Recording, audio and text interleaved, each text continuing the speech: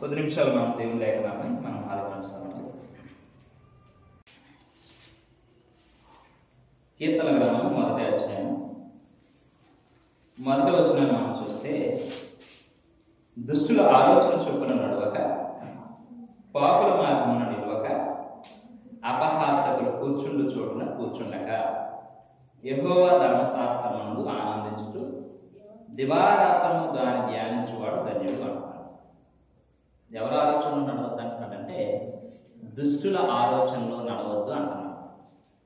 దుష్టులు ఎలా నడుస్తారంటే, దుష్టుడు ఒక ఆయన ఉన్నాడు లోకంలో, అతను అపవాది సాతాను. తన ఇష్టానుసారంగా అతను జీవిస్తూ బ్రతుకుతూ ఉంటాడు. కాబట్టి మీరు దేవుని పిల్లలైన వాడు, దుష్టులు, ఆ దుష్టుని సంబంధులు కొంతమంది ఉంటారు, వాళ్ళ ఆలోచనలో నడవద్దు. అలాగే పాపుల మార్గాన నిలవద్దు. అంటే పాపులు ఏ మార్గంలో వెళ్తున్నారో దేవునిలో ఉన్నవాళ్ళు కూడా అదే మార్గంలో వెళ్ళవద్దు, వెళ్ళకూడదు అని చెప్పి అక్కడ దేవుడు మాట్లాడుతున్నట్టుగా చూస్తాం. మూడో విషయాన్ని ఏం చెప్తున్నాడంటే, అపహాసకులు కూర్చుండు చోటన కూర్చోవద్దు. ఎక్కడ కూర్చోవద్దండి? అపహాసకులు కూర్చుండే చోటును కూర్చోవద్దు అంటున్నాడు. ఎందుకని కూర్చోవద్దు అంటున్నాడంటే, అపహాస్యం చేసేవాళ్ళు కొంతమంది మనకు కనిపిస్తూ ఉంటారు. వాళ్ళు అక్కడక్కడ కూర్చుని ఇతరులను అపహాస్యం చేయడము, ఇతరులను దూషించడము, ఇతరులను తక్కువ చేసి మాట్లాడడం, ఇతరులను గేలి చేయడమే పనిగా పెట్టుకుని ఉంటారు. కాబట్టి వాళ్ళు ఎక్కడ కూర్చుంటున్నారో అక్కడ కూర్చోవద్దని చెప్పి దేవుడు మాట్లాడుతున్నట్టుగా మనం ఇక్కడ చూస్తాం. అయితే కొంతమంది ఇలాగా అపహాస్యం చేసిన వాళ్ళు, ఎగతాళి చేసిన వాళ్ళు బైబిల్లో కొంతమంది ఉన్నారు. చూద్దాం. ఆదికాండం 19వ అధ్యాయంలో మనం చూస్తే ఇక్కడ లోతు గారు మనకు కనిపిస్తాడు. ఆదికాండం 19వ అధ్యాయం 14వ వచనంలో చూస్తే, లోతు బయటకు వెళ్ళి తన కుమార్తెలను పెండ్లాడనై ఉన్న తన అల్లులతో మాటలాడి, లెండి, ఈ చోటు విడిచిపెట్టి రండి, యెహోవా ఈ పట్టణమును నాశనం చేయబోచున్నాడని చెప్పాను. అయితే అతడు తన అల్లుళ్ళ దృష్టికి ఎగతాళి చేయువాని వలె నుండెను. ఈ సందర్భం ఇంచుమించు క్రైస్తవులైన మనందరికీ తెలుసు. లోతు అబ్రహాముతో కూడా వచ్చిన వ్యక్తి.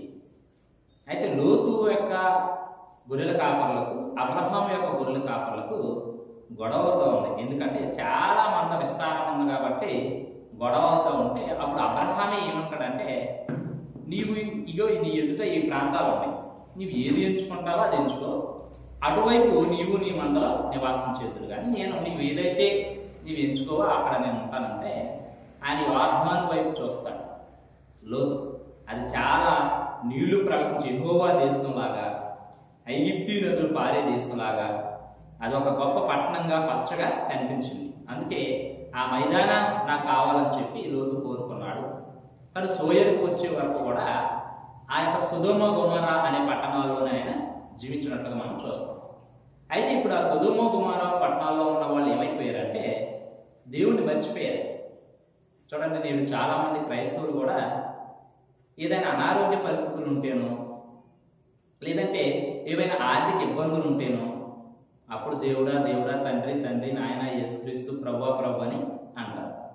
అన్నీ బాగుంటా ఉంటే, కుండ నుండా అన్నము, ఇంట్లో ఏ లోటు లేకపోతే ఎవడు గుర్తురాడు? దేవుడు గుర్తురాడు, యేసుక్రీస్తు గుర్తురాడు, ప్రార్థన గుర్తురావు, సంఘం గుర్తురాదు, ఏమీ గుర్తుండదు. అలాగే ఈ సొదొమ గొమొర్రా పట్టణాల్లో ఉన్న వాళ్ళు కూడా ఏమైపోయారంటే, చాలా పట్టణం అదంతా పచ్చగా ఉంది. వాళ్ళు ఏం చేస్తారంటే, నారు అంటే నారు చల్లడం, ఆ నారు తీసుకొని నాట్లు వేయడం, ఇల్లు కట్టుకోవడం, ఈ పనిలో ఉన్నారు. ఇంకెందుకంటే వాళ్ళకి చూసుకునే పని లేదు. కానీ బలత్కారంతో నిండిపోయారు, పాపం చేస్తూ ఉన్నారు, కన్ను మిన్ను కానడం లేదు, ఘోరమైన పాపం దుష్కార్యంలో వాళ్ళు ఉన్నారు. అక్కడ నుండి ఆ పట్టణాలను నాశనం చేయాలని దేవుడు అనుకున్నాడు. ఆ విషయాన్ని ఆయన తనతో ఉన్న ఒక నీతిమంతుడైన అబ్రహాంతో పంచుకున్నాడు. అప్పుడు అబ్రహాం ఏం చేస్తాడంటే, ప్రభువా, మరి అక్కడ నా మనుషులు ఉన్నారు కాబట్టి ఆ నీతిమంతుని బట్టి మరి అతన్ని తప్పించవా అని చెప్పి అడిగితే, అబ్రహాం యొక్క ఆ అభ్యర్థన మేరకు దేవుడు ఏం చేస్తారంటే లోతును తప్పిస్తున్నాడు. సందర్భం అది. ఇప్పుడు లోతు ఏమయ్యాడంటే తనకి 2 కూతుర్లు ఉన్నారు, తన భార్య, తనకి 2 కుమార్తెలు ఉన్నారు. వాళ్ళకి ప్రదానం చేయబడిన వాళ్ళు ఉన్నారు, అల్లుళ్ళు. అంటే ఎంగేజ్మెంట్ జరిగి ఆ వివాహం కోసం ఎదురు చూస్తున్న వాళ్ళు ఉన్నారు. ఆ అల్లుళ్ళని ఏం చేస్తున్నారంటే, ఇదిగో దేవుడు ఈ సొదొమ గొమొర్రా పట్టణాన్ని నాశనం చేయబోతున్నాడు, దీన్ని అగ్ని గంధకాలతో దండించబోతున్నాడు, ఇంకేమీ ఉండదు, ఇక్కడ అంతా బూడిదే మిగులుతుంది, కాబట్టి మమ్మల్ని బయటికి తీసుకుపోబోతున్నాడు దేవుడే, మీరు మాతో వచ్చేయండి అని చెప్పి తన అల్లుళ్ళని అడిగితే వాళ్ళు ఏం చేస్తారంటండి? ఏం చదువుకున్నాం మనం అక్కడ? ఎగతాళి చేస్తారంట. ఏం చేస్తారండి? ఎగతాళి చేస్తున్నారు లోతుని. అప్పుడు లోతు తన కుమార్తెలు తన భార్యతో బయటికి వచ్చాడు. అనుకున్నట్టుగానే సొదొమ గొమొర్రా పట్టణం అంతా కూడా అగ్ని గంధకాలు కురిసి మొత్తం నాశనం అయిపోయినట్టుగా మనం చూస్తాం. ఇక్కడ మనం గమనించాల్సింది ఏంటంటే, చాలా మంది ఎగతాళి చేసే వాళ్ళు ఈనాడు ఉన్నారు, ఆనాడు కూడా ఉన్నారు. ఇలాగే ఎగతాళి చేసే వాళ్ళు ఉంటారు. లోతులు కూడా ఎగతాళి చేస్తారు. వాళ్ళు కట్టుకున్న ఇల్లు కాలిపోయింది, వాళ్ళు నాటిన నాట్లు మాడిపోయింది, ఏమీ మిగలేదు, అంతా శ్మశానంలాగా అయిపోయింది. కారణం ఏంటంటే వాళ్ళు బలత్కారంతో పాపంతో ఉన్నారు. ఆ లోతుని ఎగతాళి చేసిన తన అల్లుడు కూడా ఆ పట్టణస్థులందరితో కూడా చనిపోయినట్టుగా మనం చూస్తూ ఉంటాం. అలాగే న్యాయాధిపతుల గ్రంథాన్ని మనం ఒకసారి చూద్దాం. అక్కడ సంసోనును కూడా కొంతమంది అపహాస్యం చేస్తున్నారు. న్యాయాధిపతులు 16వ అధ్యాయంలో మనం చూస్తే 16వ అధ్యాయము 27వ వచనాన్ని మనం చూస్తే, ఆ గుడి స్త్రీ పురుషులతోనూ నిండి ఉండెను, ఫిలిష్తీయుల సర్దారులందరూ అక్కడ ఉండిరి. వారు సంసోనును ఎగతాళి చేయగా గుడి కప్పు మీద స్త్రీ పురుషులు రమారమి 3000 మంది చూచుచుండిరి. అప్పుడు సంసోను, యెహోవా ప్రభువా, దయచేసి నన్ను జ్ఞాపకం చేసుకును, దేవ దయచేసి ఈసారి మాత్రమే నన్ను బలపరచుము, నా 2 కన్నుల నిమిత్తము ఫిలిష్తీయులను ఒక్కమారే దండించి పగదీర్చుకొననిమ్మని యెహోవాకు మొరపెట్టి, ఆ గుడికి ఆధారంగా ఉన్న 2 మధ్య స్తంభములలో ఒక దానిని కుడి చేతను ఒక దాన్ని ఎడమ చేతను పట్టుకొని, ఆ ఫిలిష్తీయులు నేను చనిపోదునుగాక అని చెప్పి బలముతో ఉంగినప్పుడు గుడి సర్దారుల మీదను దానిలో ఉన్న జనులందరి మీదను పడిన. మరణకాలమున అతడు చంపిన వారి శవముల లెక్క జీవితకాలం అతడు చంపిన వారి లెక్క కంటే ఎక్కువ ఆయను. ఇక్కడ సందర్భం ఏంటో కూడా మనందరం తెలుసు. సంసోను ఒక న్యాయాధిపతిగా దేవుడు నియమించాడు. ఇశ్రాయేలుల మీద న్యాయాధిపతుల్లో ఒకడైన ఒక న్యాయాధిపతిగా ఇతను కూడా నియమించబడ్డాడు. అతను దేవుని ఆత్మ వచ్చినప్పుడల్లా చాలా బలంతో ఉంటాడు. ఎలాంటి బలవంతుడంటే, ఒక ఖడ్గంతో కాదు, ఒక ఈటితో కాదు, గాడిద దౌడ ఎముకతో 1000 మందిని చంపిన బలవంతుడు. అంత బలవంతుడు అనమాట, అంత బలవంతుడు అనమాట, ఎవరిని లెక్క చేయని వ్యక్తి అనమాట. అంత బలాన్ని దేవుడిచ్చాడు. కానీ ఆయన బలం ఏమైందంటే, ఇప్పుడు ఆయన బల రహస్యం తెలిసిపోయింది. ఆ దెలీలా ఫిలిష్తీయులకు చెప్పేసింది. ఆయన పట్టుకున్నారు, ఆయన 2 కళ్ళు పీకేశారు, చెరసాలలో బంధించారు, సంవత్సరాల పాటు ఉండిపోయాడు. ఇప్పుడు ఆయన్ని ఆ దేవతకు బలిద్దామని చెప్పి ఆ ఫిలిష్తీయులు ఆ గుడిలో కట్టేశారు, ఆ గుడిలో బంధించి ఉంచారు. ఇప్పుడు అతను అపహసిస్తా ఉన్నారు కింద ఉన్నవాడు. గుడి పైన కొంతమంది పై భాగాన స్త్రీలు కొంతమంది కూర్చుని చూస్తున్నారు. అప్పుడు ఆయన ఏమంటాడంటే, దేవా పగదీర్చుకోవడానికి ఒక అవకాశం ఇవ్వాలి నాకు అని చెప్పి అతను ప్రాధేయపడినట్టుగా చూస్తాం.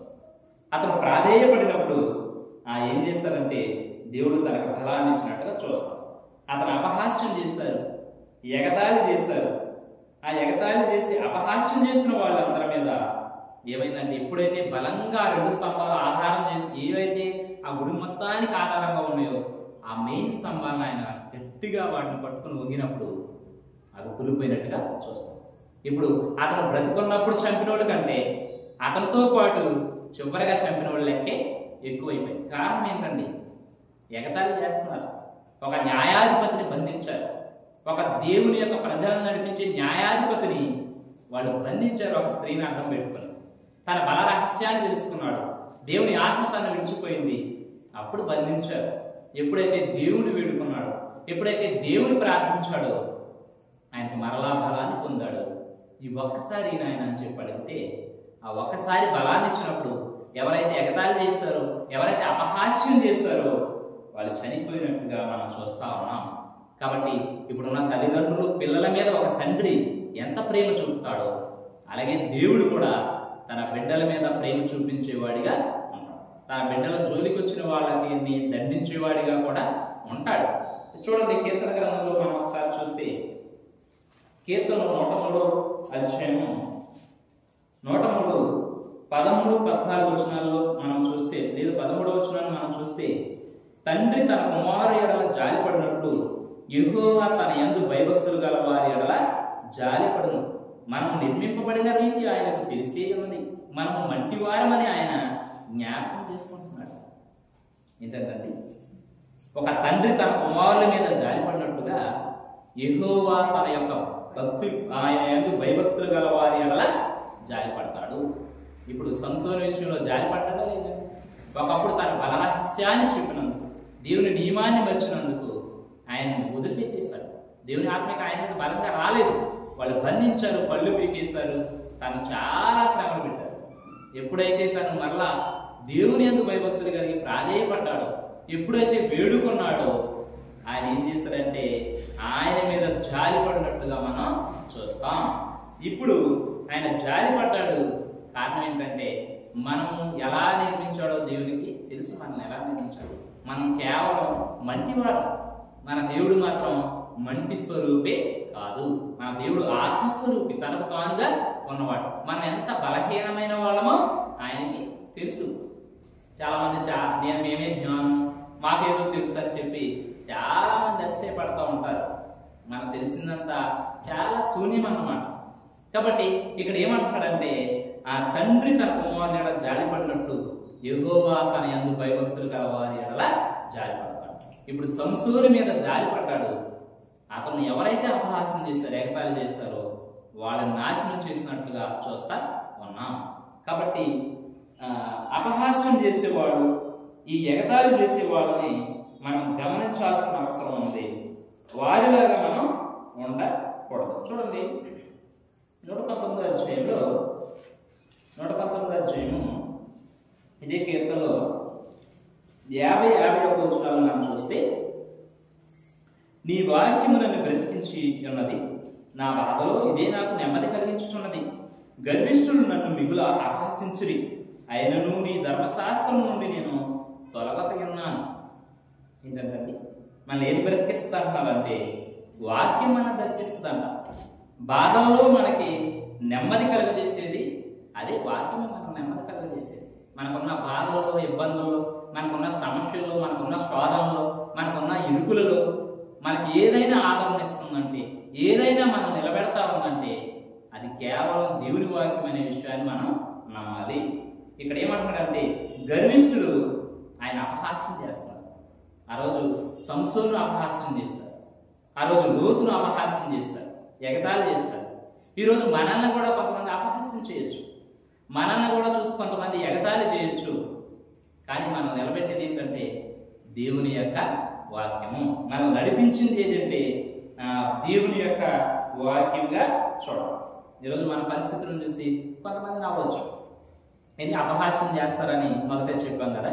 అపహాస్యకులు కూర్చుండే చోట్ల కూర్చోవద్దంటే, ఈ అపహాస్యం చేసేవాళ్ళు ఎలా ఉంటారంటే ఒక వ్యక్తిని చూసి అతని హైట్ చూసి ఎగతాళి చేసేవాళ్ళు ఉంటారు, వాళ్ళ కలర్ మీద కామెంట్ చేసేవాళ్ళు ఉంటారు, వాళ్ళు ధరించుకున్న వస్త్రాల మీద కామెంట్ చేసేవాళ్ళు ఉంటారు, వాళ్ళు తీసుకుని వాళ్ళు వెళ్తున్న వాహనాన్ని చూసి కామెంట్ చేసేవాళ్ళు, ఎగతాళి చేసేవాళ్ళు, తక్కువగా చూసేవాళ్ళు ఉంటారు, వాళ్ళు నివాసం చేస్తున్న గృహాన్ని చూసి ఎగతాళి చేసేవాళ్ళు ఉంటారు. అంటే ఇలాంటి పరిస్థితుల్లో మనం నిలబెట్టేది ఏంటంటే మనం నమ్ముకున్న మన దేవుని యొక్క వాక్యం మనల్ని నిలబెడతాయి.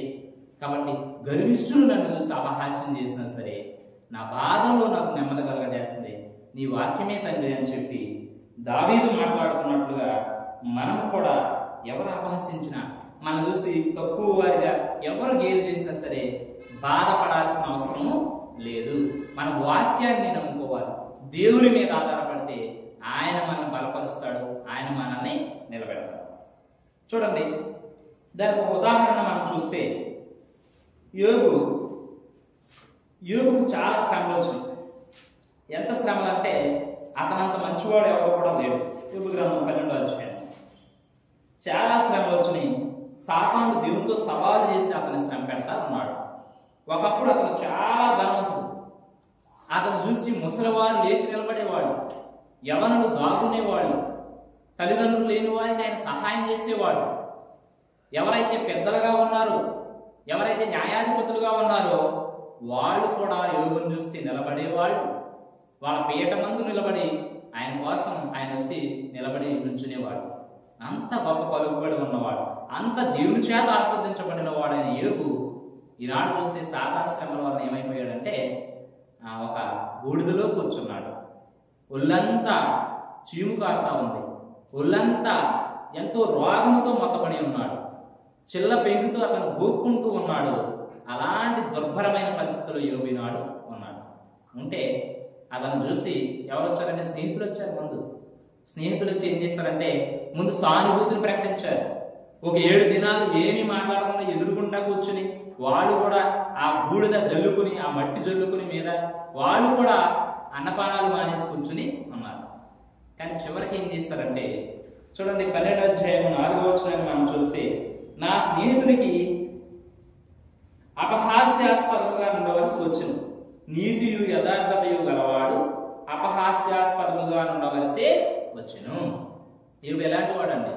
నీతి గలవాడు, యథార్థత గలవాడు. ఇది మనం చెప్పేది కాదు, దేవుడే ఆయన గురించి కితాబిచ్చాడు. అలాంటి నీతి కలిగిన వాడు, అలాంటి యథార్థవంతుడు వాళ్ళ స్నేహితులకి ఎలా ఉన్నాడంటే అపహాస్యాస్పదంగా ఉన్నాడు. అంటే అతను అపహాస్యం చేస్తున్నట్టుగా చూస్తాం. అలాగే 16వ అధ్యాయం 20వ వచనంలో అంటాడు, నా స్నేహితులు నన్ను ఎగతాళి చేస్తున్నారు అంటాడు. అక్కడ ఏమంటున్నాడండి? నా స్నేహితులు నన్ను ఎగతాళి చేస్తున్నారు, పైన అపహాస్యం చేస్తున్నారు అంటున్నాడు. 17వ అధ్యాయం 2వ వచనంలో అంటున్నాడు, ఎగతాళి చేయువారు నా యొద్దకు చేరి ఉన్నారు అంటున్నాడు. ఎగతాళి చేసేవాళ్ళు నా దగ్గరికి చేరున్నారు. వచ్చి వాళ్ళు ఏం చేస్తున్నారు? అతన్ని ఆదరించకపోగా, అతన్ని బలపరచకపోగా, అతన్ని సహాయం చేయకపోగా అతన్ని ఎగతాళి చేస్తా ఉన్నారు. 30వ అధ్యాయం 1వ వచనంలో అంటున్నాడు, నాకన్నా తక్కువ వయసు గలవారు నన్ను ఎగతాళి చేస్తున్నారు అంటున్నాడు. ఎవరికన్నా తక్కువ వయసు అండి? యోబు కంటే చిన్నవాడు. ఎలీహు వచ్చాడు, ఇంకొంతమంది స్నేహితులు వచ్చారు. యోబు కంటే వయసులో తక్కువ వాడు. వాళ్ళు కూడా యోబుని ఎగతాళి చేస్తున్నట్టుగా చూస్తున్నాం. ఈరోజు కొన్నిసార్లు మన శ్రమలు వచ్చినప్పుడు కూడా మన బంధువులు కూడా మనల్ని ఎగతాళి చేస్తారు, మన ఇరుగు పొరుగు వాళ్ళు కూడా మనల్ని ఎగతాళి చేస్తూ ఉంటారు. వీళ్ళు నిజంగానే దేవుని పిల్లలు అయితే ఎందుకు వస్తున్నాయి శ్రమలో? వీళ్ళు నిజంగానే భక్తులు అంటావా? లేదంటే వీళ్ళ దేవుడు ఇలా రక్షించలేకపోతున్నాడు ఏంటి అని చెప్పని మాట్లాడే వాళ్ళు ఉంటారు. ఆ రోజు యోబు కూడా అదే పరిస్థితిని ఎదుర్కొన్నాడు. కాబట్టి ఆయన కంటే తక్కువ వయసున్న వాళ్ళు ఆయన ఎగతాళి చేస్తున్నారు, ఆయన స్నేహితులే ఆయన ఎగతాళి చేస్తున్నారు, ఆయన తక్కువ వాడిగా చేసి మాట్లాడుతున్నారు. కానీ దేవుడు ఊరుకుంటాడా? ఊరుకోలేదు. దేవుడు ఏమన్నాడంటే, ఈ జ్ఞానం లేని మాటలు చెప్పి ఆలోచన చెప్పేవాడు ఎవడేడు అని ఆయన మాట్లాడారు. వాళ్ళ దేవుడే గద్దించినట్టుగా మనం చూస్తాం. కాబట్టి ఈ ఎగతాళి చేసేవాళ్ళు, ఈ హేళన చేసేవాళ్ళు ఎప్పుడు మన చుట్టూ కూడా ఉంటూ ఉండవచ్చు. మనం వాళ్ళతో వాళ్ళు ఎగతాళి చేసినంత మాత్రాన బాధపడాల్సిన అవసరం, భయపడాల్సిన అవసరం లేదు. మన ఆదరించేది వాక్యం, మన కాపాడేది తండ్రి అయిన దేవుడు. ఎందుకంటే తండ్రి తన కుమారుల మీద జాలి పడినట్టు నిజంగా మనం ఆయన భయభక్తులు కలిగి ఆయన ఉంటే, మన శ్రమల్లో ఉంటే మనల్ని ఆయన ఆదరిస్తాడు, మనల్ని ఆయన నిలబెడతాడు అనే విషయాన్ని గ్రహించాల్సిన అవసరం ఉంది. చూడండి, 2 దినవృత్తాంతాల గ్రంథంలో 2 దినవృత్తాంతములు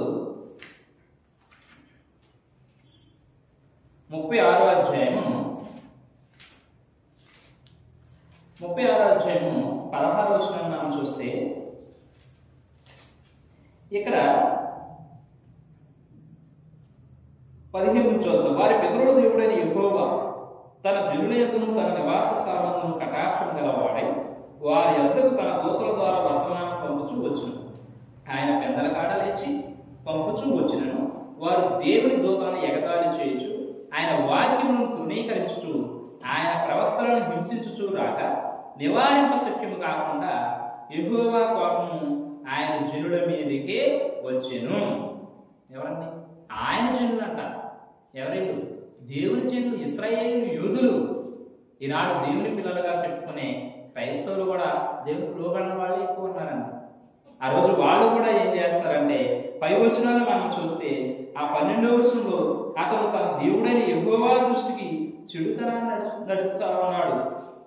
ఇర్మియా మాట వినట్లేదు, ప్రవక్త అయిన మాట వినట్లేదు, తను తాను తగ్గించుకోకుండా ఉంటున్నాడు. ఏం చేస్తాడంటే, ఇశ్రాయేలుల దేవుడైన యెహోవా వైపు తిరగకుండా మనసును కఠినపరుచుకుంటున్నాడు. రాజైనుడు కూడా అదియుగాక యాజకుల్లో జనుల్లో అధిపతులు వారు అన్ని జనులు పూజించు హేయమైన విగ్రహాలను పెట్టుకొని బహుగా ద్రోహులయ్యి యెరూషలేములో పరిశుద్ధపరిచిన మందిరాన్ని అపవిత్రపరిచేస్తున్నారు. అంటే దేవుని మందిరాన్నే అపవిత్రపరుస్తున్నారు.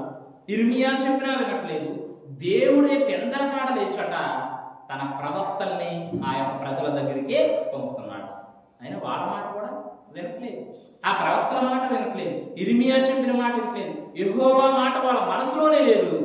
విగ్రహాలు పెట్టుకున్నారు, అన్యజనుల విగ్రహాలు పెట్టుకుని ఇశ్రాయేలులను చెప్పుకుంటానే, యూదులను చెప్పుకుంటానే వాటిని ఆరాధిస్తూ వాటికి బలుడిస్తూ ఆ యొక్క ఏ మందిరాన్ని అయితే సొలొమోను కట్టాడు, ఏ మందిరం దగ్గరికి వచ్చి అయితే తన మనవి తనకి మలం పెడతాడో ఆ మనవిని డైరెక్ట్ గా మీ సన్నిధానంలో చేర్చుకుని మీరు తిరిగి అతనికి సహాయం చేయమని ఏ గుడైతే నిర్మించాడో ఆ యొక్క మందిరంలోనే వాళ్ళు పాపం చేస్తా ఉన్నారు. ఎంత దారుణమో చూడండి. దేవుడు ఊరుకున్నాడా? వాళ్ళు హేళన చేస్తా ఉన్నారంట. దేవుని దూతల్ని 16 వచనాన్ని మనం సరిగ్గా చూస్తే దేవుని దూతల్ని ఎగతాళి చేస్తున్నారంట. ఏంటి ఈనాడు కూడా దేవుని సేవకుల్ని ఎగతాళి చేసే వాళ్ళు చాలా మంది ఉంటారు. నేను ఒకసారి వాక్యం చెప్తుంటే ఒకసాట సంఘ సభ్యుడే వెనకాలకు వచ్చినాయి అని ఎక్కిరిస్తూ ఉన్నారు. వాళ్ళ బుద్ధి అంటే ఎగతాళి చేస్తారు. కనీసం వాళ్ళు ప్రార్థన చేస్తే ఇలాంటి మైకులు 4 ఇచ్చినా పక్కడు కూడా వినపడదు. వాళ్ళు వాక్యం చెప్పే వాళ్ళని ఎగతాళి చేస్తారు. ఆ రోజు ఇశ్రాయేలు ప్రజలు కూడా దేవుని దూతలను ఎగతాళి చేస్తున్నారంట. దేవుని దూతలను చేస్తే ఎవరు చేసినట్టండి? దేవుని చేసినట్టు. ఒకవేళ వాళ్ళు చెప్పిన మాట అయితే ఎవరి మాట విన్నట్టు? దేవుని మాట విన్నట్టు. ఇప్పుడు ఆయన దూతల్ని ఎగతాళి చేస్తున్నారు, ఆయన వాక్యాన్ని తృణీకరిస్తున్నారంట. అంటే ఒప్పుకోవట్లేదు, తృణీకరిస్తున్నారు, త్రోసివేస్తున్నారు. మాకు అవసరం లేదు ఆ ధర్మశాస్త్ర వాక్యాలు అక్కడలు అవేమి మాకు అవసరం లేదు, మా ఇష్టానుసారంగానే మేము ఉంటాం అని చెప్పి వాళ్ళు వాళ్ళ దూతలకి సమాధానం ఇస్తున్నారు. ఆయన ప్రవక్తల్ని హింసించుచు వస్తున్నారు. ఏం చేస్తారని ఇంకా మితిమీరిపోయేది. ఎగతాళి చేయడం ఒకటే కాదు, తృణీకరించడం ఒకటే కాదు, ఇంకా ప్రవక్తల్ని కొడుతున్నారు కూడా, హింసిస్తున్నారు. మీరు వచ్చి దేవుని మాటలు ఏం మాకు చెప్పక్కర్లేదు అంటున్నారు. ఆయన ప్రజలే, బయట వాళ్ళు కాదండి. ఈనాడు కూడా చాలా మంది తమ ప్రవర్తన చేత ఆ సేవకుల్ని హింసించేవాళ్ళు, బాధ పెట్టేవాళ్ళు, తమ కోసం పనిచేసే దేవుని దూతలుగా లేదంటే దేవుని యొక్క దాసులుగా పనిచేసే ఎంతో మంది బోధకులు, సరిగ్గా తినకపోయినా సంఘమే కుటుంబంగా బ్రతికేవాళ్ళు చాలా మంది ఉన్నారండి. కుటుంబాన్ని విడిచిపెట్టేవాళ్ళు ఉన్నారు. ఎక్కడో తమది కాని ప్రాంతంలోకి వచ్చి దేవుని సేవ కోసం నిలబడి ఎన్నో కష్టాలు అనుభవించి సంఘాల కోసం పనిచేసే సేవకులు ఎంతో మంది ఉన్నారు. వాళ్ళని బాధ పెట్టే వాళ్ళు ఉన్నారా? లేరండి, ఉన్నారు. వాళ్ళు చెప్పే మాటలు వినేవాళ్ళు ఎవరు కూడా లేరు. చాలా తక్కువ మంది ఉంటారు. చాలా ఎక్కువ మంది దేవుని వాక్యానికి వ్యతిరేకంగా, దేవుని యొక్క దాసులకు, వాళ్ళ సేవకులకు వ్యతిరేకంగా నడిచే వాళ్ళే ఈనాడు క్రైస్తవులుగా చెప్పుకునే వాళ్ళు ఉన్నారు. దేవుని వాక్యంతో వాళ్ళకి పని లేదు. కేవలం వస్తారు, ఆరాధిస్తారు, వెళ్ళిపోతారు. సోమవారం నుండి శనివారం వరకు వాళ్ళకి నచ్చినట్టుగా జీవిస్తారు. పేరుకి ఏంటంటే క్రైస్తవులం, దేవుని ప్రజలం మేము, దేవుని సొత్తైన ప్రజలం మేము, రాజునైన యాజక సమూహం మేము అని పైకి అనుకుంటారు. అంతే, లోకానికి కనిపించవచ్చు, కానీ దేవునికి తెలుసా లేదా? దేవునికి అన్నీ తెలుసు. ఎవరు పరిశుద్ధంగా ఉంటున్నారు, ఎవరు పరిశుద్ధంగా ఉండట్లేదు, ఎవరు అపవిత్రులుగా జీవిస్తున్నారు. ఒకవేళ ఒక వ్యక్తి తన భార్యను మోసగించవచ్చు, తన భర్తను మోసగించవచ్చు, తల్లిదండ్రులను మోసగించి యవనస్తులు ఉండొచ్చు, లేదా ఇలాగ ఎన్నో చేస్తూ నన్ను ఎవరో చూడట్లేదు అని చెప్పి అనుకుని దేవుని సన్నిధిలోకి వచ్చి వెళ్ళిపోయేవాడు నేడు చాలా మంది మనకు కనిపిస్తూ ఉన్నారు. దేవుడు చూడన్నారా లేదండి? దేవుడు సర్వాంతర్యామి, అన్ని చోట్ల ఉన్నాడు, అందరిలో ఉన్నాడు. నిన్ను నన్ను మన అందరం చూస్తున్నాడండి ఆయన.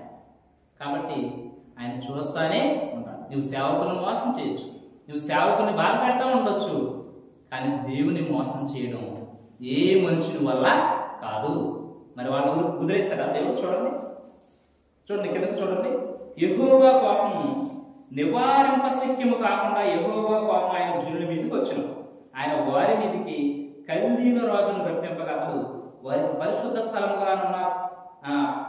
స్థలముగానున్న మందిరంలోని వారి యవనులను ఖడ్గము చేత సంహరించును.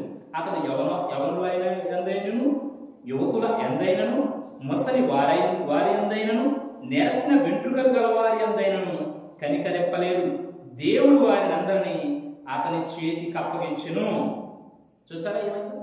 వదిలేస్తాడండి దేవుడు. తన ప్రజలు ఆయనకు వ్యతిరేకంగా చేస్తే చాలా వచ్చుకున్నాడు. యిర్మీయా చెప్పినా వినట్లేదు, ప్రవక్తలు వెళ్ళి చెప్పినా వినట్లేదు, దేవుని దూతలుగా వాళ్ళ యొక్క జనుల్లో ఎంతో మందిని లేపి వాళ్ళతో చెప్పించినా వినట్లేదు. వాళ్ళు హింసిస్తున్నారు దేవుని ప్రవక్తల్ని, ఎన్నో బాధలు పెడుతున్నారు, దేవుని వాక్యాలను తృణీకరిస్తున్నారు. దేవుడు ఏం చేస్తారంటే కల్దీల రాజును వాళ్ళ మీదకి పంపించాడు. కల్దీల రాజు వచ్చి ఏం చేస్తాడంటే వాళ్ళని యవ్వనులందరినీ కూడా ఏదైతే నేను ఇందాక ముందు చెప్పినట్టుగా సొలొమోను పరిశుద్ధ మందిరంగా దేవుని కోసం కట్టాడు, ఏ మందిరంలో అయితే ఒక వ్యక్తి వచ్చి అక్కడ మోకరిస్తున్నాడు, డైరెక్ట్ గా ప్రార్థన పరలోకంలో వినపడాలని కోరుకుని ఆ మందిరాన్ని తన ప్రజల కోసం ప్రతిష్ఠించాడు, ఆ మందిరంలోనే ఆ యోధా ఇశ్రాయేలు యొక్క యవనస్తుల్ని వధించాడంట ఆ కల్దీల రాజు. చూసారు ఎంత శిక్ష వచ్చిందో? ఈనాడు కూడా చెప్తా ఉంటాడు దేవుడు, వినట్లేదు. ఇంకెవరికి వదిలేస్తారండి? దుష్టుని వదిలేస్తాడు, సాతాను వదిలేస్తాడు. ఇంకా పట్టించుకోడండి. వాళ్ళు తన పిల్లలుగా లెక్క వేసుకోడు. దేవుడు చాలాసార్లు హెచ్చరిస్తాడు. అది ఎలాగైనా హెచ్చరించవచ్చు, సేవకుల ద్వారా హెచ్చరించవచ్చు, కొన్ని సమస్యల ద్వారా ఏదైనా రావచ్చు. ఎన్నో ఎదురు దెబ్బలు తగిలినా సరే నేను పాపం చేస్తాం వాళ్ళు వస్తున్నాయి ఇదని చెప్పి మనం గ్రహించట్లేదు అనుకోండి, దేవుడు వదిలేస్తాడు. కానీ శిక్ష మాత్రం ఒకనొక దినాన ఉంటుంది. ఇప్పుడు వీళ్ళకి ఏం చేశారంటే ఆ రాజు వచ్చంట యవ్వనులందరినీ వధించాడు. యవ్వనస్తులు అంటారని లేదు, పోనీ పాప ముసలి వాళ్ళు కదా అని జాలి లేదు, తలనేసిన వాళ్ళే పాప హింస పెట్టకూడదు, వీళ్ళని బాధ పెట్టకూడదని లేదు, వాళ్ళందరినీ కూడా చెరబట్టుకుపోయాడు. వెళ్ళేటప్పుడు దేవుని పరిశుద్ధ మందిరాన్ని కూడా పాడుపోసినట్టుగా మనం కింద చూస్తాం. దీని అంతటికి కారణం ఏంటో చెప్పండి? ఎగతాళి, అపహాస్యం చేయడం తప్పండి. నేడు ఎవరైనా, మనలో ఎవరైనా, నేడు క్రైస్తవులుగా చెప్పుకుంటూ ఎవరైనా సరే దేవుని ఎగతాళి చేసేటట్టుగా, దేవుణ్ణే ఎక్కిరించేటట్టుగా జీవిస్తే, దేవుని వాక్యాన్ని వినకుండా, సేవకులు వాక్యాన్ని వినకుండా వాక్యానికి అవిధేయులుగా ఉంటూ వాక్యాన్ని తృణీకరిస్తూ జీవిస్తే దేవుడు శిక్ష వేస్తే తట్టుకోలేదు. కాబట్టి వాళ్ళకి ఏమొచ్చిందంటే వాళ్ళు దాసులుగా అయిపోయారు. చాలా మంది ఖడ్గం చేత చంపబడినట్టుగా చూస్తాం. చూడండి 2 రాజుల గ్రంథము, రాజులు 2వ గ్రంథము 2వ అధ్యాయము 23వ వచనాన్ని మనం ఒకసారి చూస్తే, అక్కడి నుండి అతడు బేతేలునకు ఎక్కి వెళ్ళాను. అతడు త్రోవను కూర్చుండగా బాలురు పట్టణములో నుండి వచ్చి బోడివాడ ఎక్కిపోమని అతనికి అపహాస్యం చేయగా, అతడు వెనుకకు తిరిగి వారిని చూచి యెహోవా నామమును బట్టి వారిని శపించెను. అప్పుడు 2 ఆడు ఎలుగబంట్లు అడవిలో నుండి వచ్చి వారిలో 42 బాలులను చీల్చివేసెను. అతడు అచ్చట నుండి పోయి కర్మేలు పర్వతమునకు వచ్చి అచ్చట నుండి పోయి సొమ్రోనుకు తిరిగి వచ్చి. ఎవరంటే ఇతను ఎలీషా, దేవుని యొక్క ప్రవక్త అయిన ఎలీషా. ఈ ఎలీషా వెళ్తా ఉన్నాడు, బేతేలుకు వెళ్తా ఉంటే ఆ బేతేలులో ఉన్న బాలురు వచ్చి అంటే ఏమంటారంటండి? బోడివాడ ఎక్కువ. బోడివాడ అంటే ఏంటండి? అతను తల లేదు, హెయిర్ లేదు, అంటే అతను బట్ట తల అన్నమాట. కానీ దేవుని యొక్క ప్రవక్త అతను. ఈ బాలురు ఏం చేస్తారంటే ఆయన ఎగతాళి చేస్తున్నారు, ఆయన అపహాస్యం చేస్తున్నారు. అపహాస్యం చేస్తూ ఉంటే ఆయన కోపం వచ్చిందండి. నేను ఇందాకడే చెప్పాను, చాలా మంది ఎగతాళి చేసేవాళ్ళు, అపహాస్యం చేసేవాళ్ళకి ఇక వాళ్ళ హద్దులు అంటే ఏముండదు. వాళ్ళు పెద్దవాళ్ళేమో, వాళ్ళ మీద కామెంట్ చేయొచ్చా, మనం చేయకూడదా, వాళ్ళు మనం అనొచ్చా అనకూడదా, ఇదేం ఉండదండి. అక్కడ కూర్చుంటారు, అపహాస్యం చేస్తా ఉంటారు. వెళ్ళే వాళ్ళకి వచ్చే వాళ్ళకి వంకలు పెడతారు, వాళ్ళు అదని ఇదని అపహాస్యం చేస్తా ఎగతాళి చేస్తా ఉంటారు. ఇక్కడ ఈ బేతేలులో ఉన్న వాళ్ళు ఏం చేస్తారంటే, ఒక దేవుని ప్రవక్త తన దారిని తను పోతా ఉంటే ఆ బేతేలులో ఉన్న బాలురు వచ్చి ఏమంటారంటే బోడివాడ ఎక్కిపోంటారు. అంటే ఆయన చాలా బాధేస్తుందండి. వాళ్ళు అలా ఎగతాళి చేస్తే అతను వెంట వెళ్తున్నారు, కొన్ని ఒకసారి ముందు వెళ్ళట్లేదు. అతను ఎగతాళి చేస్తూ వెళ్తా ఉంటే ఆయన వెనక్కి తిరిగి యెహోవా నామమున వాళ్ళని శపించాడు. అదేంటండి బాలుని శపించడం ఏంటి? దేవుడు మరి ఇలా చేయడం ఏంటి అంటారా? బాలురు అంటే పిల్లోళ్ళు కాదండి. ఇప్పుడు ఆ పాపలాగా బనులాగా ఉన్న పిల్లలు కాదు. వాళ్ళు బాలురు అనే మాట మనం యోసేపు విషయంలో చూసినా సరే అక్కడ కూడా చిన్నవాడై ఉండి అతను తన తల్లిదండ్రులకి అన్నలకు చేసి చుడుతన సమాచారాన్ని యాకోబుకు తన తల్లికి వాడు చెప్తా ఉన్నాడు అని రాయబడి ఉంటుంది. కానీ ఆ చిన్నవాడు అక్కడ వయసు ఎంత తెలుసని చేసింది? 17 సంవత్సరాలు. అలాగే అబ్షాలోము విషయంలో, అలాగే దానియేలు అతని స్నేహితుల విషయాల్లో ఈ హెబ్రూ భాషలో చిన్నవాడిగా, చిన్నవారిగా, బాలుడిగా ఆ మాట రాయబడినట్టుగా చూస్తాం. ఇప్పుడు చెప్పండి, వాళ్ళ వయసు ఎంతండి? 17 సంవత్సరాలు ఇంచుమించు. ఆ సంవత్సరంలో వాళ్ళకి తెలిస్తే తెలియదండి, ఇతరులను ఎగతాళి చేయొచ్చు. అలాగా ఒక దేవుని ప్రవక్త వెళ్తా ఉంటే ఎగతాళి చేయొచ్చో చేయకూడదు వాళ్ళకి తెలిస్తే తెలియదండి, తెలుసు. కానీ ఏం చేస్తున్నారంటే ఎగతాళి చేస్తూ ఉన్నారు. ఈనాడు దేవుని సేవకులు కూడా ఎగతాళి చేసేవాళ్ళు ఉన్నారు సంఘస్థుల్లోనే. అయ్యగారు ఇలాగా, ఈ అయ్యగారు ఇలాగా, ఈ సేవకులు ఇలాగా, ఆ సేవకులు ఇలాగా అని కామెంట్ చేసే వాళ్ళు ఉన్నారండి. తప్పండి. వాళ్ళు ఏం చెప్తున్నారో దాన్ని వినాలి. వాళ్ళ మీద, వాళ్ళ వస్త్రాల మీద, లేకపోతే వాళ్ళకున్న ఆ అందాన్ని బట్టు వాళ్ళు విమర్శించకూడదండి. ఆ ఎత్తును బట్టు, వాళ్ళ కలర్ను బట్టు దేవుని సేవకుడిని మాట్లాడకూడదు. వాళ్ళు ఏం చేస్తారంటే బోడివాడ బోడివాడ అంటే ఆయన యెహోవా నామమున వాళ్ళని శపించు. ఇప్పుడు ఏమైందంటే 2 ఆడు ఎలుగుబంట్లు వచ్చినాయంట, 42 మందిని చీల్చిపడేసింది. కాబట్టి జాగ్రత్తగా ఉండాలి. ఎప్పుడు కూడా ఎగతాళి చేసేవారిగా ఉండకూడదు, ఇతరుల్ని అపహాస్యం చేసేవారిగా ఉండకూడదు. ఇప్పుడు మనం చాలాసార్లు వింటూ ఉంటాం, బొళ్ళే వాళ్ళు అవ్వచ్చు, వాడలే వాళ్ళు అవ్వచ్చు. కాబట్టి మన పరిస్థితులు ఎప్పుడు ఎలా ఉంటాయో తెలియదు. అందుకే ఎప్పుడు కూడా తక్కువ వారిని చూసి తక్కువగా చేసి మాట్లాడడం, మనం ఎగతాళి చేయడం, అపహాస్యం చేయడం కుదరదు. ప్రాముఖ్యంగా దేవుని సేవకుల మీద అసలు కామెంట్స్ చేయకూడదు. ఒకవేళ అతను వాక్యానికి విరుద్ధమైనది చెప్తే ప్రశ్నించాలి. ఖచ్చితంగా దేవుని సేవకులు ఏమంటాడంటే వాక్యం సన్మానించాలి, వాళ్ళని గౌరవించాలి, వాళ్ళకు మార్గదర్శకంగా క్రీస్తుని ఎలా మాదిరిగా తీసుకుంటాం వాళ్ళని కూడా ఒక మాదిరిగా తీసుకుని గురి పెట్టి నడవాలని చెప్తుంది తప్పితే వాళ్ళని ఎగతాళి చేసే వారిగా ఉండకూడదు. ఈరోజు ఆ 42 మంది ఆ రోజు ఏమయ్యారంటే అపహాస్యం చేయడం వల్ల, ఆయన్ని కామెంట్స్ చేయడం వల్ల ఆ వెలుగుబంట్ల చేత చేర్చబడి చంపబడ్డారు. తల్లిదండ్రులు ఎంత బాధపడతారండి. ఆ బేతేల్లో ఎలాంటి వాళ్ళు ఉంటారంటే అక్కడ నుంచి అసలు విగ్రహారాధన స్టార్ట్ అయింది చూడండి. 2 రాజ్యాలుగా విడిపోయినప్పుడు బేతేల్లో దానులు 2 దూడలు నిలబెట్టాడు. యెరోబాము అక్కడే మూలం, అక్కడే బీజం. అంటే అక్కడ ప్రజలు ఎలా ఉంటున్నారు, ఆ బేతేలు ఎలాంటిది, తర్వాత ఏమైపోయిందో చూస్తే చరిత్రలో మనకి ఈ విషయాలన్నీ కూడా తెలుస్తూ ఉంటాయి. అలాగే అపొస్తలుల కార్యాలు మనం చూస్తే 2వ అధ్యాయంలోకి మనం వస్తే 2వ అధ్యాయంలో ఇక అపొస్తలులను అపహాస్యం చేస్తున్నారండి. వాళ్ళు కూడా ఎవరు కాదు, వాళ్ళు దేవుని పిల్లలే, యూదులే. ఈనాడు క్రైస్తవులే అపహాస్యం చేస్తూ ఉంటారు ఇతరులని. చూడండి 2వ అధ్యాయం 13వ వచనాన్ని మనం చూస్తే, కొందరైతే వీరు క్రొత్త మద్యముతో నిండి ఉన్నారని అపహాస్యం చేసిరి.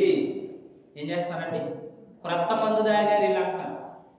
క్రొత్త మందు దాగే మాట్లాడుతున్నారని చెప్పి అపహాస్యం చేస్తారు. కారణం ఏంటంటే అక్కడ 15 దేశాల్లో చెదిరిపోయి ఉన్న వాళ్ళు పండుగను ఆచరించడానికి వచ్చారు యూదులు.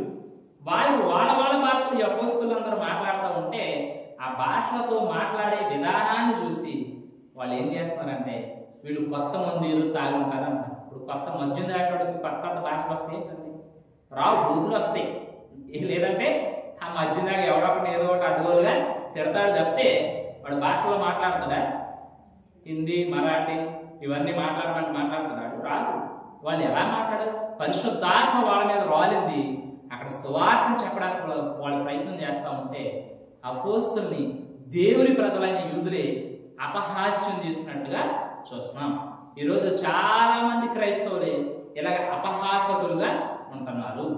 కాబట్టి మనం ఎలా ఉన్నామో మనం పరీక్షించుకోవాల్సిన అవసరం ఉంది. చూడండి 17వ అధ్యాయంలో చూస్తే పౌలుని ఎథెన్సు వారు అపహాస్యం చేస్తున్నారు. అక్కడ 17వ అధ్యాయం 32వ వచనాన్ని మనం చూస్తే, మృతుల పునరుత్థానాన్ని గురించి వారు వినినప్పుడు కొందరు అపహాస్యం చేసి మరికొందరు దీనిని గురించి నీవు చెప్పునది ఇంకొకసారి చెప్పుదమని విందుమని చెప్పి అలాగుండగా పౌలు వారి మధ్య నుండి వెళ్ళిపోయాను. చూడండి, ఇక్కడ పౌలు ఏం చేస్తున్నాడంటే మృతుల పునరుత్థానాన్ని గురించి చెప్తున్నాడు. అంటే చనిపోయిన మనం ఇక అలాగే మట్టిలో కలిసిపోయి ఉండం. ఒకానొక రోజు క్రీస్తు వస్తాడు. ఆయన దేవుని యొక్క కుమారుడు. ఎందుకంటే ఆ ఎథెన్సులో అతి దేవతా భక్తి పరులు ఉన్నారు. అనేకమైన బలిపీఠాలని కట్టారు. చాలా మంది వాళ్ళకి తెలిసిన దేవుడు దేవతలు అనబడిన వాళ్ళందరికీ బలిపీఠాలు కంటే బలులు ఇస్తున్నారు. చివరిలో ఒకవేళ మనకు తెలియని దేవుడు ఎవరైనా ఉన్నాడేమో, ఆయన వల్ల ఏదైనా ఒకరికి వస్తేమో, ఆయన వల్ల ఏమైనా ఇబ్బందులు వస్తాయేమో అని చెప్పి ఒక బలిపీఠం మీద ఏమని రాస్తారంటే తెలియబడని దేవుడికి, అంటే ఎవడైతే భూమిలో మేము దేవుడు అని ఉన్నాడో ఆయన కూడా మేము బలిస్తామని చెప్పే విషయాన్ని వాళ్ళు అక్కడ రాస్తారు. అందుకు పౌలు ఏం చేస్తారంటే దేవుడు భూమిని ఆకాశాన్ని కలుగజేసిన ఒక ఆయన ఉన్నాడు, మీకు తెలియబడని దేవుడు అని రాశారు కదా, ఆ దేవుడిని నేను మీకు పరిచయం చేస్తాను. ఆయన యెహోవా. ఆయన తన కుమారుని పంపించాడు. ఆయన చనిపోయి తిరిగి లేచాడు. మనం కూడా ఆయన నమ్మితే, ఆయన విశ్వసిస్తే మనం కూడా ఒకనొక దినాన చనిపోయి కానీ తిరిగి లేస్తాం. ఈ జీవితం ఈ మరణంతోనే అంతం కాదనే విషయాన్ని చెప్తే వాళ్ళు ఏం చేస్తారంటండి, కొందరు అపహాస్యం చేస్తారు. అపహాస్యం చేస్తారంట. చూడండి, ఎంతసేపు వాక్యాన్ని చెప్తే ఆయన అక్కడ ఉన్నవాళ్ళు ఏం చేస్తారంట, ఆయన్ని అపహాస్యం చేస్తారు. మరికొందరు ఏం చేస్తారంట, నీవు దీని గురించి చెప్పేది ఇంకోసారి అంటానులే అన్నారు. ఇంకోసారి అంటానంటే ఉంటుందండి. నేడు చాలా మంది క్రైస్తవులు కూడా ఇలాగే ఉంటారు. ఎప్పటి నుంచో వస్తున్నావా ఓ సహోదరుడా, ఓ యవనస్తురాలా, ఓ పురుషుడా, ఓ స్త్రీ, నీవు ఎప్పటి నుంచో వస్తున్నావు కదా, ఎప్పటి నుంచో వాక్యాన్ని వింటున్నావు కదా, నీకు వాక్యం అంతా తెలుసు కదా, నీవు క్రీస్తుని నీ హృదయంలో చేర్చుకో. నీ బాప్తిస్మం తీసుకుంటే వచ్చే సంవత్సరం తీసుకుంటాలేండి, నా పుట్టినరోజు అప్పుడు తీసుకుంటాలేండి, వాయిదా చేసుకున్నారా లేదండి. ఈ ఎథెన్స్ వారు కూడా అంతే, అలాగే ఉన్నారు. ఇంకోసారి వింటాం, ఇంకోసారి వరకు వాళ్ళు ఉంటారని గ్యారెంటీ ఉందా? లేదండి. ఈనాడు వాయిదాలు వేసేవాళ్ళు, ఎందుకు ఆరాధన మానేస్తావు, ఎందుకు రాలేదంటే వచ్చేవాళ్ళు వస్తానండి. ఒకవేళ రేపే నీ ప్రాణాన్ని అడిగేస్తే దేవుడు వచ్చేవాళ్ళు రావుగా, అవకాశం లేదు కదా. అంటే నేను అనేది ఏంటంటే దీపం ఉండగానే, వెలుగు ఉండగానే, నీలో నీ ఆత్మ వెలుగుతూ ఉండగానే, నీలో జీవం ఉండగానే దేవుణ్ణి నీవు ఆరాధించు, దేవుని ఎలా విధేయత కలిగే జీవించు. యవనస్తులకు చెప్తాడు సొలొమోను, సూర్య చంద్ర నక్షత్రాల తేజస్సు చీకటి కమ్మకం ఉంది, నీ బాల్య దినం నీవు నీ సృష్టికర్తని స్మరణకు తెచ్చుకో. లేకపోతే నీ యవన కాలంలో నువ్వు చేసిన వాటన్నిటిని బట్టి ఒకరోజు దేవుడు నిన్ను తీర్పులోనికే తెస్తాడు. ఆ రోజు నీవు దేవునికి లెక్క చెప్పాలి అని సొలొమోను హెచ్చరిస్తా ఉంటాడు. ఈనాడు కూడా చాలా మంది ఇలాగే ఇంకోసారి వెళ్ళాలి, వచ్చే వారం వెళ్ళాలి, ఎవరైనా ఇంటికి పిలుస్తారు అనుకోండి, మళ్ళీసారి పెట్టుకున్నప్పుడు వెళ్ళాలి, ఏంటి మళ్ళీసారి పెట్టుకున్నప్పుడు వస్తారంట ఒక సంవత్సరానికి, అప్పటి వరకు అయితే ఉంటారన్నమాట. ఇంకోసారి వస్తాలి, ఏదో ఎవరన్నా ఒక దగ్గర వస్తే పైకి వెళ్ళండి మళ్ళీ రండి అన్నట్టు చెప్తుంటారు అన్నమాట. ఆ మళ్ళీ రాడు, వచ్చినప్పుడు వీళ్ళు ఉండరు, వీళ్ళు వెళ్ళిపోతారు అన్నమాట. అలాగే క్రైస్తవత్వంలో కూడా చేస్తున్నారు. దేవుని వార్త వస్తూ ఉంటే, క్రీస్తు హృదయం దగ్గరికి వచ్చి తలుపు తడతా ఉంటే ఆయన నిర్లక్ష్యం చేస్తున్నారు. ఆయన హృదయంలోనికి ఆహ్వానించడానికి మనసు లేదు. ఎందుకంటే ఒకవేళ బాప్తిస్మం తీసేసుకుంటే నిజాయితీగా జీవించాలిగా, బాప్తిస్మం తీసుకుంటే క్రీస్తులాగా జీవించాలిగా, బాప్తిస్మం తీసుకుంటే ఫలించే చెట్టులాగా ఉండాలిగా. ఉండలేనేమో అనే డౌట్ అన్నమాట. కొన్ని ఉండలేమని అలా ఉండిపోతే నువ్వు ఇంకో సంవత్సరం వరకు ఉంటావని ఏమైనా గ్యారంటీ ఉందా? లేదు. ఒక ధనవంతుడికే లేదు గ్యారంటీ. అన్నీ ఉన్నాయి, అంతా పండింది, కొత్త కొట్లు కట్టుకున్నాడు, పాతి అన్ని విప్పేస్తాడు, అవి సరిపోవాలనుకున్నాడు, ఇంకా వెడల్పు చేస్తాడు, వడ్లు కొట్లు ఉంటాయి కదా ఇంకా పెద్ద చేస్తాడు, కట్టుకున్నాడు, అన్ని ధాన్యం పోస్తాడు, సంవత్సరాలు సరిపడా 100 కరువు వచ్చినా పర్లేదు, వర్షం లేకపోయినా పర్లేదు, ఏం బాగలేదు, తిను తాగు సుఖించు ఎంజాయ్ అనుకున్నాడు. కానీ రాత్రికి రాత్రే వచ్చే అన్నాడు దేవుడు, వెళ్ళిపోయాడండి. లేదు అంటే ఒక ధనవంతునికి కూడా గ్యారంటీ లేదు. కాబట్టి ఈనాడు వాయిదా వేసేవాళ్ళు, ఇంకోసారి వెళ్తామనేవాళ్ళు, అపహాస్యం చేసేవాళ్ళు ఉంటే వాళ్ళు మార్పు చెందాల్సిన అవసరం నేడున్న క్రైస్తవుల మీద కూడా ఉందని గ్రహించాల్సిన అవసరం ఉంది. చివరిగా యేసుక్రీస్తు ప్రభు గారిని కూడా అపహాస్యం చేసిన వాళ్ళు ఉన్నారు. వాళ్ళు ఎవరో తెలుసుకుని ఈ పాఠాన్ని తెచ్చుకున్నాం. లూకా సువార్తలో ధనాపేక్ష కలిగిన పరిచయులు ఉన్నారు. చూడండి, మామూలు కాదు. అక్కడ రాయబడిన మాట చూడండి. లూకా సువార్త 16వ అధ్యాయము 14వ వచనాన్ని చూడండి. ధనాపేక్ష గల పరిచయులు ఈ మాటలన్నీ విని ఆయనను అపహసించుచుండగా ఆయన, మీరు మనుషుల ఎదుట నీతిమంతులని అనిపించుకునేవారు గాని దేవుడు మీ హృదయములను ఎరుగును. మనుషులలో ఘనముగా ఎంచబడినది దేవుని దృష్టికి అసహ్యము అని చెప్తున్నారు. అంటే ఈయన ఒక మంచి గృహ నిర్వాహకుడి గురించి చెప్తా ఉన్నాడు. ఒక వ్యక్తి తనకు అప్పచెప్పిన పని నమ్మకత్వంతో చెయ్యాలి అని చెప్పి ఆయన ఒక ఉపమానాన్ని పైన చెప్పినట్టుగా మనం చూస్తాం. చెప్పి ఆయన ఏమంటాడంటే చివరిలో ఏ సేవకుడు కూడా ఇద్దరు యజమానులు సేవించలేదు. ఒక దాసుడు ఉన్నాడు, ఇద్దరు రైతుల దగ్గర చేయగలడంటే పని చేయగలడా? ఇద్దరు రైతుల దగ్గర చేయలేడు. ఎవడో ఒకళ్ళ దగ్గరే చేయగలడు, ఇద్దరి దగ్గరే చేయలేడు. అలాగే ఒక వ్యక్తి ఒక యజమాను మాత్రమే ప్రేమించగలడు, ఇద్దరి దగ్గర పని చేయలేడు. అలాగే మీరు కూడా దేవుణ్ణి సిరిని సేవించలేరు.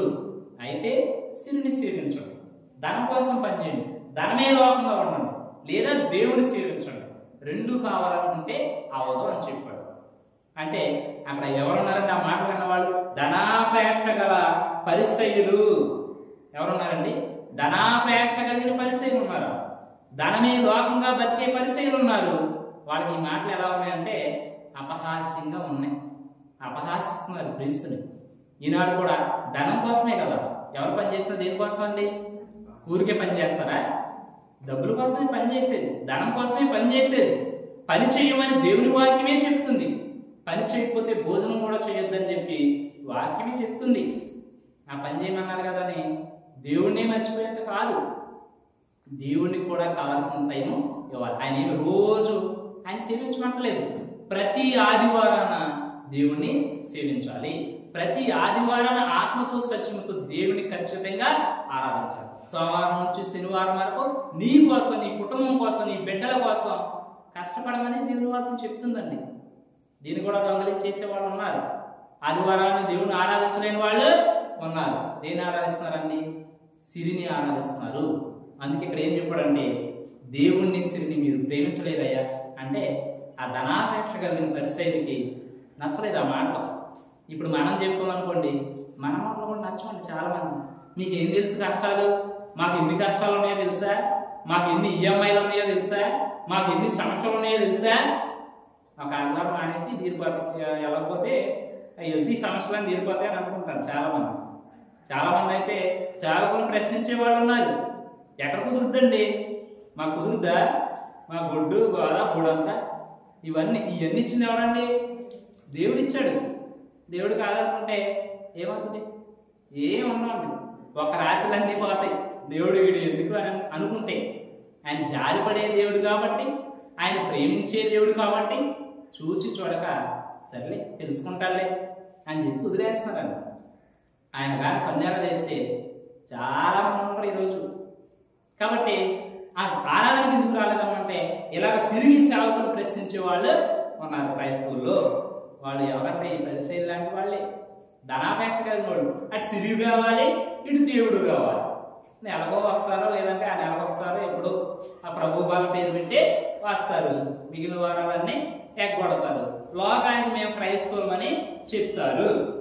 అందుకే లోక వాళ్ళని చూసి ఏమనుకోవాలంటే అమ్మ ఇటు తెల్లని బట్టలు వేసుకెళ్తారు కదా మరి ఆ రోజు ఆ ప్రభు బలలో పాల్గొనడానికి. వాళ్ళు ఏమనుకుంటారంటే అమ్మ ఇటు చూసావా ఎంత గొప్పగా దేవుని ఆరాధిస్తున్నారు, ఎలా వెళ్తున్నారు అనుకుంటారు. వాళ్ళ హృదయం దేవునికి తెలుసా లేదండి? వాళ్ళు ఏంటో దేవునికి తెలుసా లేదండి?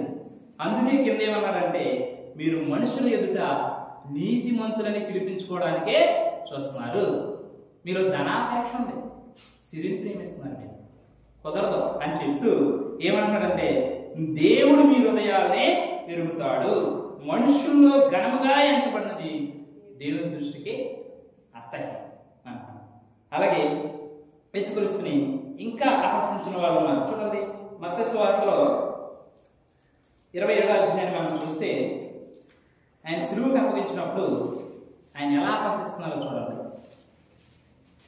27వ అధ్యాయము 29వ వచనాన్ని మనం చూస్తే, ముండ్ల కిరీటము అల్లి ఆయన తలకు పెట్టి ఒక రెల్లు ఆయన కుడి చేతిలో నుంచి ఆయన ఎదుట మోకాళ్ళుని, యూదుల రాజా నీకు శుభమని ఆయనను అపహసించిరి. 31వ వచనం చూడండి. ఆయనను అపహసించిన తరువాత ఆయన మీద ఉన్న ఆ అంగీని తీసివేసి ఆయన వస్త్రములు ఆయనకు తొడిగించి సిలువ వేయుటకు ఆయనను తీసుకుని పోయిరి. అంటే ఆయన అపహసిస్తా ఉన్నారంట. ఎవరండి? సైనికులు వాళ్ళని అపహసించినట్లుగా మనము చూస్తాం. అలాగే ఇంకొంతమంది ఉన్నారు అక్కడ, శాస్త్రులు ఉన్నారు, శాస్త్రులు ఉన్నారు, ప్రజల పెద్దలు కూడా ఉన్నారు. వాళ్ళు కూడా ఆయన అపహసించినట్లుగా మనం ఇక్కడ చూస్తూ ఉన్నాం. అంటే సైనికులు అపహసిస్తున్నారు యేసుక్రీస్తుని. అలాగే మరి ఆ ప్రధాన యాజకులు అపహసిస్తున్నారు. అలాగే పెద్దలు కూడా అపహసిస్తున్నారు. వాక్యం తెలిసిన వాళ్ళేనండి క్రీస్తుని అపహసించేది. ధర్మశాస్త్రం తెలుసు. శాస్త్రం అంటే ధర్మశాస్త్రాన్ని ఉపదేశించేవాళ్ళు, బోధించేవాళ్ళు. వాళ్ళకి వాక్యం చాలా తెలుసు. మెస్సియా వస్తాడని తెలుసు. యెషయా చెప్పాడు. అబ్రహాంతో దేవుని వాగ్దానం చేస్తాడు. దావీదు కుమారుడుగా యేసుక్రీస్తు వస్తాడనే విషయం తెలుసు. ఆ వచ్చిన ఆయన్ని ఈ వాక్యం తెలిసిన వాళ్ళే హింసిస్తున్నారు. ఈనాడు తెలిసిండు కూడా పాపం చేసేవాడు, తెలిసిండు కూడా జాగ్రత్తగా ఉన్నవాళ్ళు ఉన్నారు లేరండి? దేవుని పిల్లగా చెప్పుకుంటారు ఉన్నారు. ఈనాటికి దొంగతనాలు చేసేవాళ్ళు ఉన్నారా లేదా? ఉన్నారు. ఈనాటికి లోకంలో ఉన్నవాళ్ళు ఉన్నారా లేదా? ఉన్నారు. ఇలాగ అనేకమైన పాపాలు కలిగి కూడా క్రైస్తవులుగా చెప్పుకుంటున్నారు. వాళ్ళు మరలా యేసుక్రీస్తుని సిలువేస్తున్నారు. వీళ్ళు ఎలాగైతే అన్నీ తెలిసిన వాళ్ళు, ప్రధాన యాజకులుగా చేసి రిటైర్ అయిపోయిన వాళ్ళు, ఇప్పుడు ప్రధాన యాజకుడు ఉన్న వ్యక్తి, అలాగే అక్కడ ఉన్న ఆ యొక్క సైనికులు, వాళ్ళందరూ కూడా ఆయన అపహసిస్తూ ఉన్నారు. సైనికులు వాళ్ళ డ్యూటీ వాళ్ళు చేస్తారనుకోవచ్చు. మరి శాస్త్రుల బుద్ధి ఏమైంది? ప్రధాన యాజకుల బుద్ధి ఏమైంది అంటే వాళ్ళు కూడా దేవుని యొక్క నియమాన్ని వ్యతిరేకిస్తున్నారు, క్రీస్తుని హింసిస్తున్నారు. ఈనాడు క్రీస్తు యొక్క వాక్యాన్ని వ్యతిరేకంగా జీవించే వాళ్ళు ఎవరైనా సరే క్రైస్తవులుగా చెప్పుకుంటూ ఆ జాగ్రత్తలోనే, ఆ పాపంలోనే, ఆ చీకట్లోనే ఇంకా తమ ఇష్టానుసారంగా జీవిస్తూ క్రైస్తవులుగా చెప్పుకుంటే మాత్రం మరలా సిలువేసేవాడుగా ఉన్నారు. క్రీస్తుని మరలా అపహాస్యం చేసేవారిగా ఉన్నారనే విషయాన్ని గ్రహించాలి. చూడండి, లోక 23-25లో కూడా చూడక్కర్లేదు, సమయం అయిపోయింది కాబట్టి, అక్కడ హేరోదు కూడా తన సైనికులతో కలిసి యేసుక్రీస్తుని అపహసించినట్లుగా చూస్తాం. అంటే ఒక రాజు కూడా, ఆ హేరోదు కూడా ఆయన్ని అపహసిస్తున్నాడు. అపహసించి క్రీస్తుని దూషించి ఆయన అనేకమైన అవమానాలు, బాధలు పెట్టి పంపిస్తా ఉన్నారు. కాబట్టి నేడు అనేక మంది క్రైస్తవులుగా చెప్పుకుంటూనే దేవుణ్ణి అపహసించేవాళ్ళు, దేవుణ్ణి దూషించేవాళ్ళు, దేవుని నామానికి వ్యతిరేకంగా జీవించేవాళ్ళు, క్రీస్తుకు వ్యతిరేకంగా జీవించేవాళ్ళు చాలా మంది ఉన్నారు. సామెతల గ్రంథంలో చెప్తాడు. చివరికి ఒకసారి మనం చూస్తే, చదవగానే నేను చెప్తాను, ఒకసారి చూడండి. సామెతల గ్రంథంలో 1వ అధ్యాయాన్ని మనం చూస్తే, 1వ అధ్యాయం 22వ వచనంలో మనం చూస్తే, ఎట్లనగా జ్ఞానము లేని వారులారా మీరెన్నాడు జ్ఞానం లేని వారుగా ఉండకూడదురు, అపహాసకులారా మీరెన్నాడు అపహాస్యం చేయుదురు, బుద్ధిహీనులారా మీరెన్నాడు జ్ఞానమును అపహసించుకుందురు. నా గద్దింపు విని తిరుగుడి, ఆలకించుడి, నా ఆత్మను మీ మీద కుమ్మరించుదును, నా ఉపదేశమును మీకు తెలిపెదును. నేను విలువగా మీరు వినకపోతిరి, నా చేయి చాపగా ఎవరూ లక్ష్య పెట్టకపోతిరి. నేను చెప్పిన బోధ ఏమీ మీరు వినక త్రోసివేస్తిరి, నేను గద్దింపగా లోబడక పోతిరి. ఇప్పుడు అంటారు, ఆయన చెప్పేది ఏంటంటే అపహాస్యం చేస్తా ఉండేవాడు. దేవుని పిల్లలుగా చెప్పుకుంటేనే దేవుణ్ణి అపహాస్యం చేసి, దేవుణ్ణి లెక్క చేయకుండా, ఆయన పిలిచిన, ఆయన చేతులు చాపిన, ఆయన చేయబట్టి నడవకుండా సంఘంలోకి వచ్చిన తర్వాత మళ్ళా వెనక్కి వెళ్ళిపోయి ఆయనకి ఆట చెప్పి వాళ్ళ ఇష్టమైన త్రోవలో తిరిగేవాళ్ళు, అపహసించేవాళ్ళు, దేవుని వెంట నడవనివాళ్ళు, దేవుని మార్గాన్ని త్రోసివేసే వాళ్ళని ఆయన ఏమంటాడంటే, మీకు జ్ఞానం కావాలంటే నా గద్దింపు విని నా దగ్గరికి రండి, నేను మీకు ఆత్మను నేను ఇస్తాను. ఇప్పుడు బాప్తిస్మం పొందిన వాళ్ళు ఏమంటారు? పరిశుద్ధాత్మను పొందుతారు. నేను మిమ్మల్ని కాపాడుతాను, మిమ్మల్ని నడిపిస్తానంటే వినట్లేదు అన్నవాడు. వాళ్ళు వినకపోతే ఇప్పుడు వాళ్ళకి వేసే శిక్ష గురించి చెప్తున్నాడు కింద.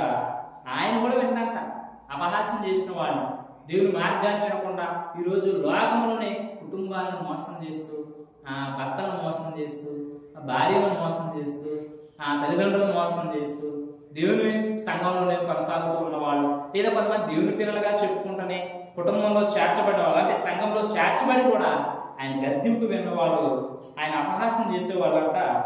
ఇప్పుడు దేవుడు అంట చూడండి వాళ్ళకి ఏం శిక్ష చేస్తాడు. కాబట్టి మీకు అపాయం కలిగినప్పుడు నేను నవ్వేదను, మీకు భయం వచ్చినప్పుడు నేను అపహాస్యము చేసేదను.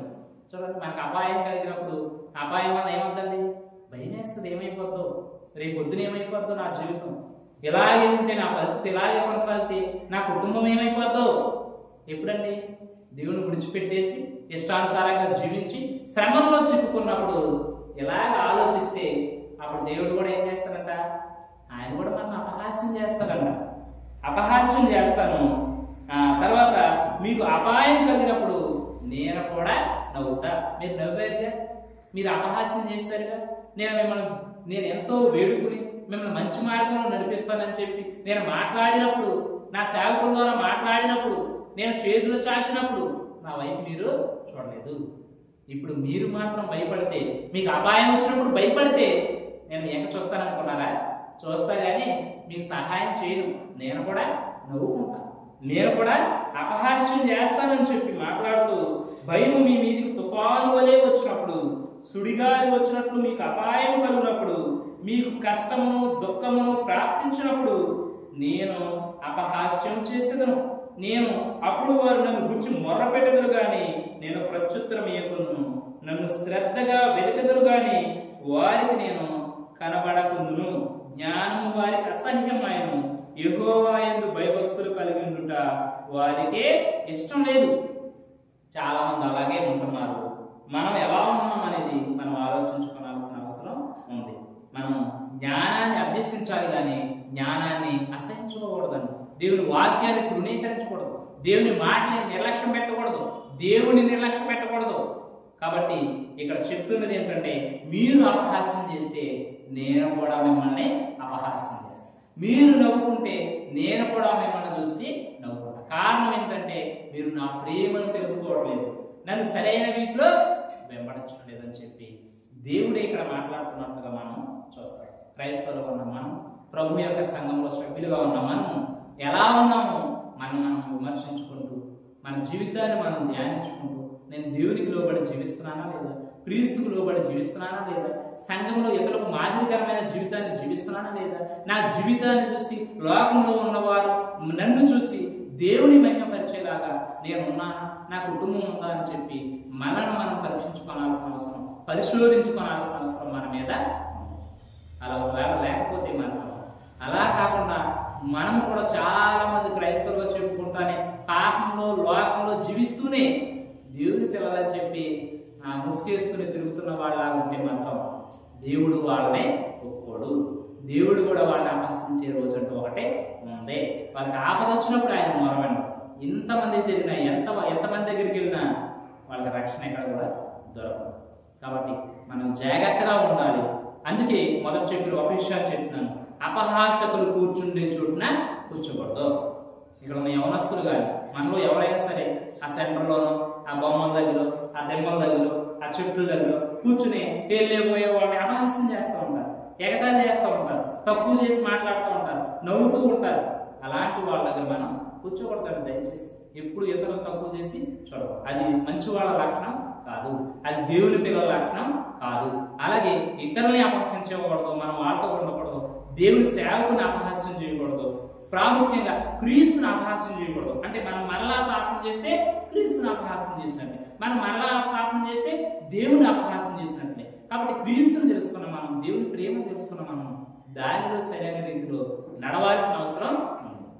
అలా ఉండాలని చెప్పి ఈరోజు ఈ లేఖనాల ద్వారా మిమ్మల్ని అందరినీ హెచ్చరిస్తూ, ఈ వాక్యాన్ని విన్న వారందరినీ హెచ్చరిస్తూ నన్ను నేను కూడా హెచ్చరించుకున్నాను.